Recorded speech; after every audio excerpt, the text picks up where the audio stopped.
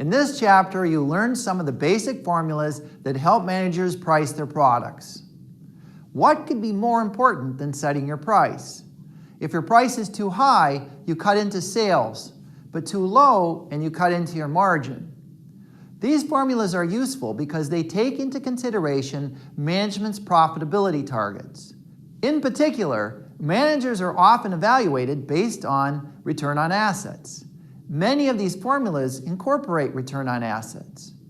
It is important to understand that pricing typically involves discussions and negotiations across managers from every part of the company. While the marketing department might arrive at what they believe is the optimal price to maximize profits, that price will assume a particular production cost. What if the purchasing department doesn't believe it can meet targeted materials costs? Or the production department doesn't believe that it can meet production cost targets? Or the engineering department doesn't believe that the product can be designed to meet the targeted price and still meet quality expectations? All of these factors must be considered. This chapter provides a sound foundation on which to base your pricing decisions.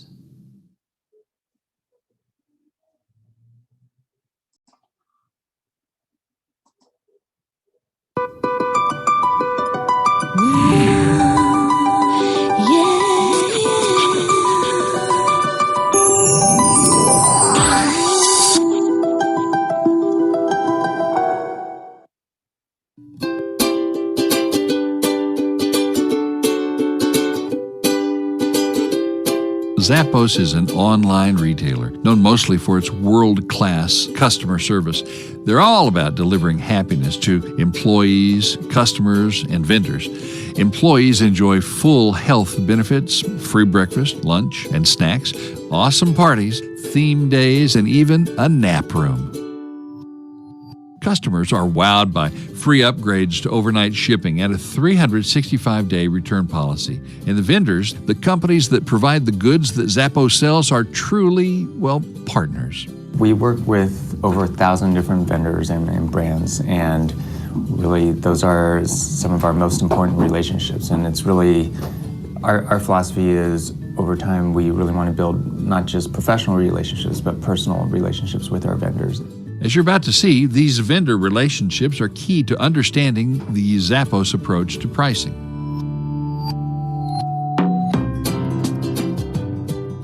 Let's take a look at the 4 main approaches for selling goods or services to external parties. In a highly competitive industry, the laws of supply and demand make it difficult for one company to significantly affect price. To earn a profit, companies must focus on controlling costs. Thus, they set a target cost to provide a desired profit. Since target costing describes how Zappos prices about 80% of their products, we'll discuss this in more detail in a moment.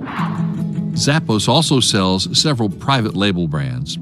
Given that these products have little to no competition, Zappos is better positioned to set their own price. Cost-plus pricing involves establishing a cost base and adding a markup to determine the target selling price. The size of the markup, the plus, depends on the desired return on investment. Now, cost-plus pricing is easy to compute. That's the advantage. The disadvantage is that at lower sales volume, they must charge higher prices to meet desired return on investment. For some of our branded product, the margin is around a 50 to 52. With our private label brands, it can be, 65 to 70% markup on those areas, just based off of our efficiencies with costing and quantities.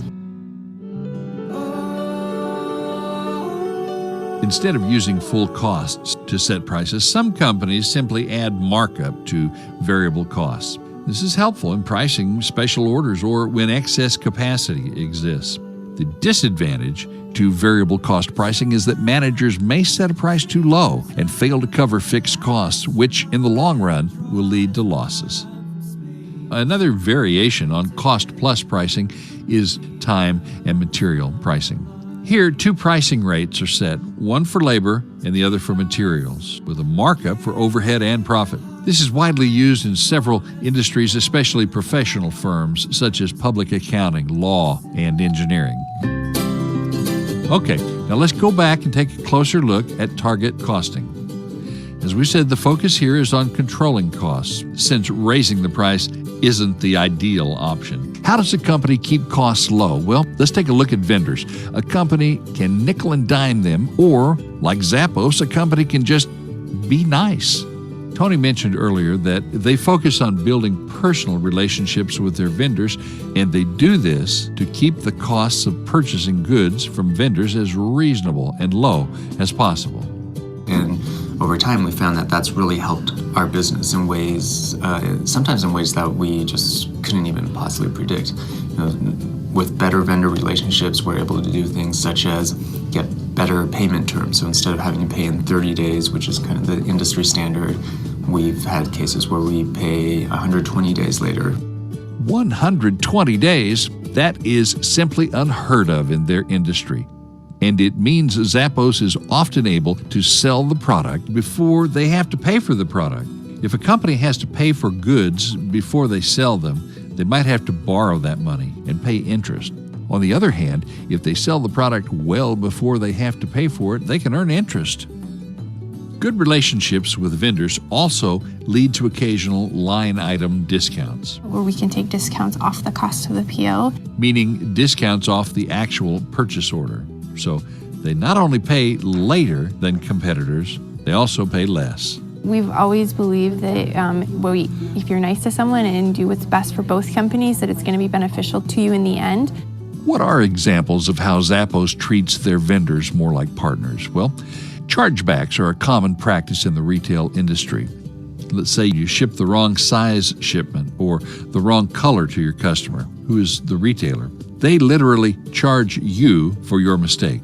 Zappos could easily do this, but they choose not to. And we just really don't go down that route. We see it as, let's figure this out together. Let's do what's best for both of us. In the end, that be nice and deliver wow has benefited us not only, with our personal relationships we have with the vendors, but also financially.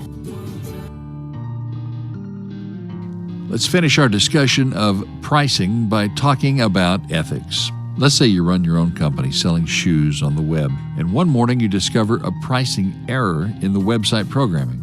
That's exactly what happened to Zappos recently.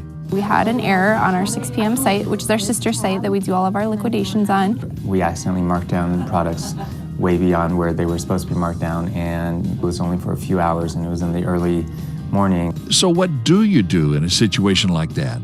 Most companies would have canceled. You are well within your rights. You do build that into the site to cancel orders if there is an error. For us, it wasn't even a debate. We knew we had to fulfill those orders.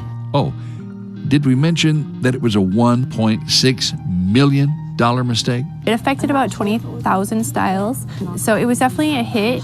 We felt it from a margin perspective and from a financial perspective. We never intended it to be for PR purposes, but it went all over Twitter and blogs, and then there were news stories about it, and it ended up actually having a lot of positive PR for us. But in the end, Zappos is doing much more than just being nice. In accounting terms, they are establishing what are known as best practices, developing relationships that provide business alignment and ROI. And they're focusing on qualitative issues as well as quantitative. This leads to more vendors, allowing Zappos to grow and increase efficiencies, thus further lowering internal costs. Zappos has become a leader in their industry, in part by understanding the market forces at work. But they've done it in such an innovative, yet effective manner, it just might be the future of how companies do business.